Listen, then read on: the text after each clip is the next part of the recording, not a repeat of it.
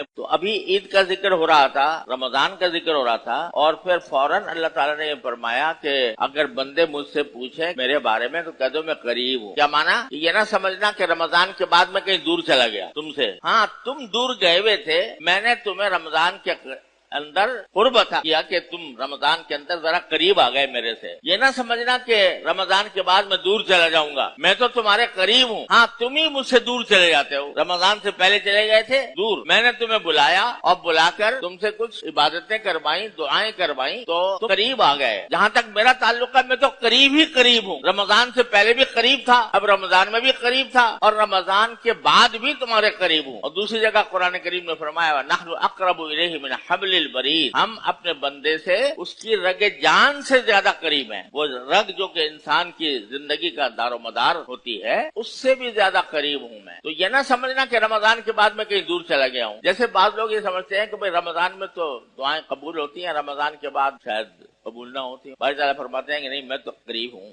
تم دور چلے جاتے ہو، میں قریب ہوں۔ اجیب دعوت الداعی اذا دعان، جب کوئی مجھے پکارنے والا مجھے پکارتا ہے تو میں اس کا جواب دیتا ہوں۔ لہذا بندوں کو کیا چاہیے؟ فَلْيَسْتَجِيبُوا لِي، جس طرح میں ان کا جواب دیتا ہوں اسی طرح وہ میری پکار کا بھی جواب دیں۔ میری پکار کا جواب دینے کا معنی کیا ہے کہ میں نے جو احکام ان کے لیے مقرر کیے ہیں وہ ان احکام کو بجا لیں، کہ آگے سر تسلیم خم کریں اور وہ مسلسل اللہ تبارک و تعالیٰ کے احکام کی پیروی میں زندگی گزارے ہیں۔ ٹھیک ہے نہ صحیح رات کو 20 رکعتیں پڑھ، رات کو 20 رکعتیں پڑھنے کی اب ضرورت نہیں رہی، جیسے کہ رمضان۔ نہ صحیح روزہ رکھنا ویسے اب کوئی فرض نہیں رہا، تم نے جتنا فریضہ تھا الحمدللہ ادا کر دیا، اب اس کے بعد تمہیں روزہ رکھنے کی ضرورت نہیں۔ لیکن جو وہ احکام جو رمضان غیر رمضان دونوں کے لیے ہم نے عائد کیے ہیں کہ کم از کم 5 نمازیں تو جماعت کے ساتھ مسجد میں ادا کر لیا کرو، کم از کم جو اتنا کر لیا کرو کہ رمضان کے اندر کچھ صدقہ خیرات تم زیادہ کرتے ہو، زکوٰۃ ادا کرتے ہو، لیکن رمضان کے بعد بھی ایسا نہ ہو کہ بس تم اپنی جیب بند کر کے بیٹھ جاؤ کہ اب تمہیں کسی کے اوپر کوئی خرچ کرنے کی ضرورت نہیں ہے۔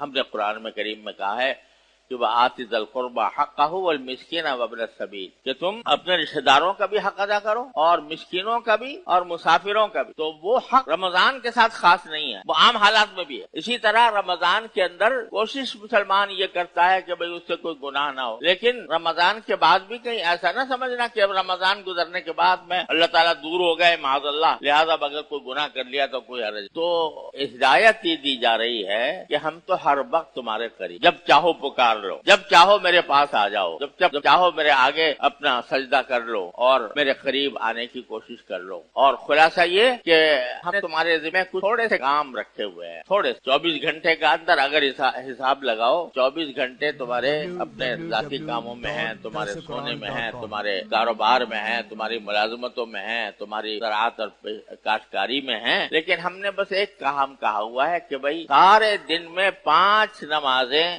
مسجد میں جماعت سے آ کے پڑھ لی۔ تو اب ہم تم سے تراویح کا مطالبہ نہیں کر رہے، لیکن جو فرض نمازیں ہیں وہ تو کم از کم پابندی کر لو کہ جماعت کے ساتھ مسجد میں آ کر ادا کرو، کیونکہ میں تم سے قریب، تم دور چلے جاتے ہو، تم دور نہ جانا، اب واپس آ کر اپنے پروردگار کی احکام کی تعمیل میں اپنی زندگی بسر کرو، 5 نمازیں پابندی سے پڑھ لو۔ کچھ گناہ ہیں جو ہم نے بتا رکھے ہیں کہ یہ کام کرنا اللہ تعالیٰ سے دور ہونے کا مرادف ہوتا ہے۔ وہ کیا ہے کہ اپنے نظروں کی حفاظت کرو۔ تمہاری نظریں ہم نے اس لیے دی ہیں تاکہ اس کے ذریعے تم اپنی ضروریات پوری کر سکو، تاکہ اس کے ذریعے تم دنیا کے خوشنما نظاروں سے محظوظ ہو سکو، لطف اندوز ہو سکو، لیکن اس لیے نہیں دیے ہیں کہ اس کے ذریعے تم شیطان کے تیروں کا نشانہ بنو۔ حدیث میں آتا ہے النظر سہم من سہام ابلیس، آنکھ جو ہے وہ ابلیس کے تیروں میں سے ایک تیر ہے، یعنی اگر اس کو غلط جگہ استعمال کرو گے، کسی نامحرم پر نگاہ ڈال کر اس سے لطف اندوز ہونے کی کوشش کرو گے تو یہ میری دی ہوئی نعمت کا بدترین استعمال ہے۔ اس سے پرہیز کر، نگاہوں کی حفاظت کرو، اپنے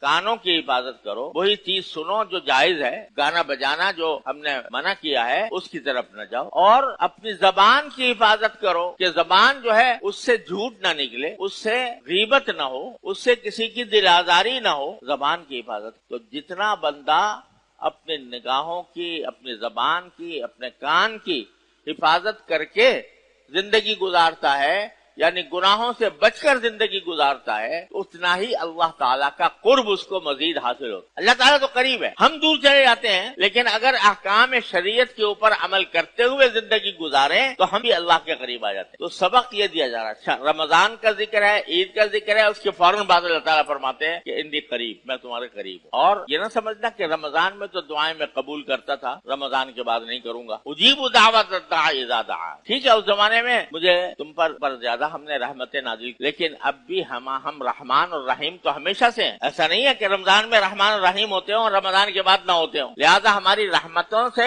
तुम नमाज के बाद भी, रमजान के बाद भी तुम हमसे अपनी हाजतें पूरी करो, हमसे मांगो। और हमने तो तुम्हें ये बता दिया है कि तुम अगर अपनी किसी दुनियावी हाजत को भी मांगो अल्लाह से कि अल्लाह मुझे अच्छा रोजगार दे दीजिए, मुझे सेहत दे दीजिए, मेरे बच्चों को आप अच्छी तालीम दिलवा दीजिए, तो ये दुनियावी हाजतों के तहत भी तुम मांगते हो, इस पर भी हर दुआ पर मैं तुम्हारे लिए अजर और सवाब लिख देता हूँ।